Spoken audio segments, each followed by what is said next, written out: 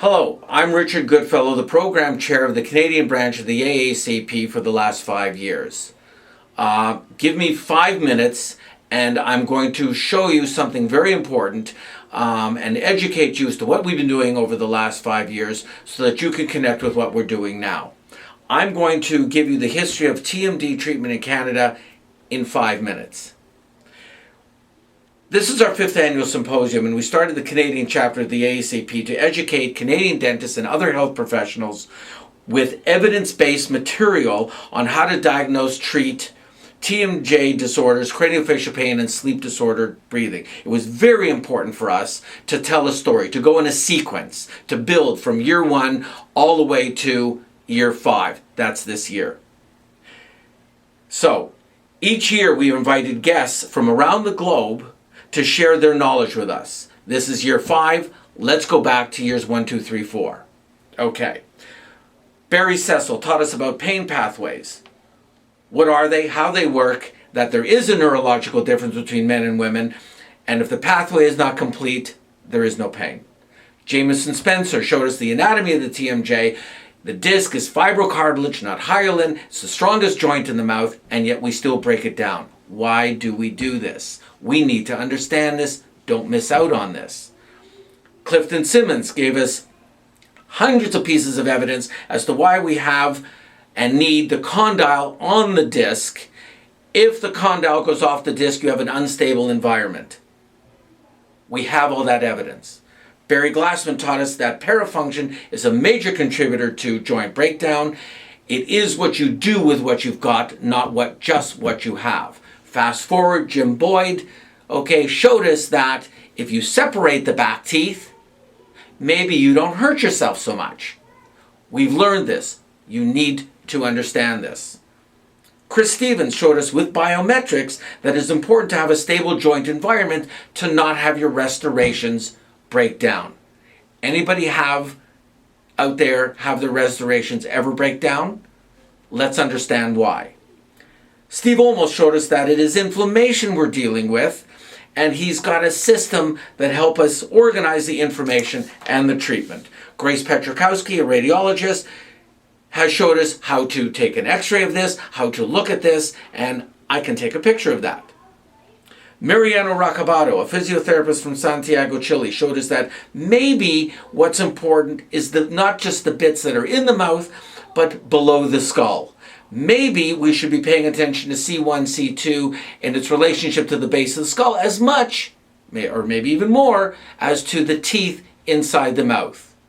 Maybe that's important too. No Shermeta from Tufts agrees with Racabado, and in fact, he's explained to us the dentist's role in management of head, neck, and facial pain. Gilles Levine from Montreal showed us the relationship between pain and sleep. If you have pain, you don't sleep. If you don't sleep, you're going to feel more pain.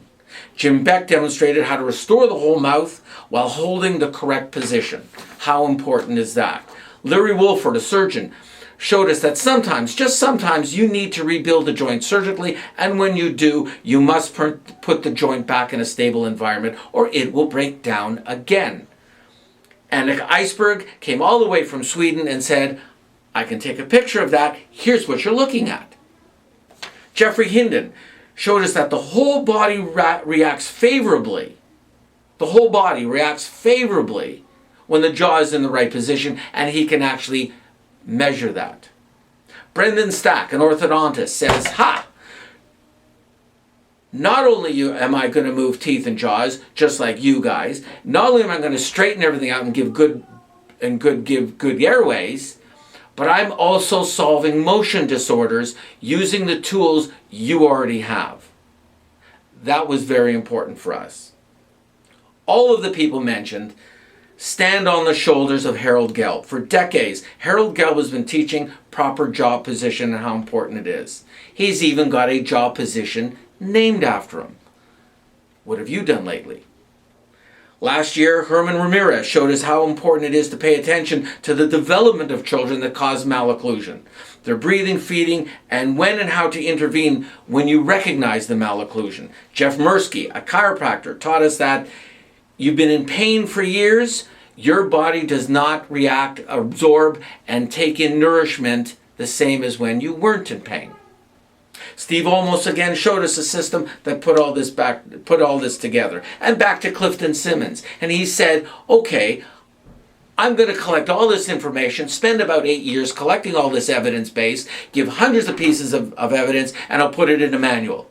And in fact, we have that manual. It's available at the meeting.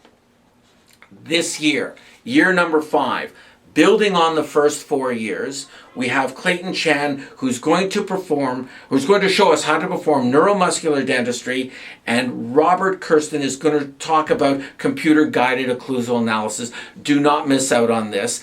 It's building blocks for what you need to recognize and treat your patients. We've got Dr. Shelley Weiss, who's going to tell us why some children are sleepy. Children and sleep. Maybe that's important.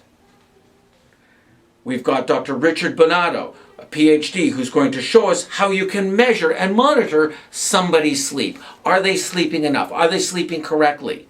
And so on. We have Dr. Hebert telling us what is relevant in research, Dr. McLeod telling us all about the relationship between inflammation and sleep. And finally, we have Dr. Tunks giving us the strategies in pain management. Not only are all these doctors going to give their lectures, going to give their bits of information, but you get to have conversations with these doctors afterwards. You get to find out how to get referrals, cross referrals, and how to speak to other MDs and other health professionals about this and about the problems that your patients have. Don't miss out on this. It's important stuff for your patients.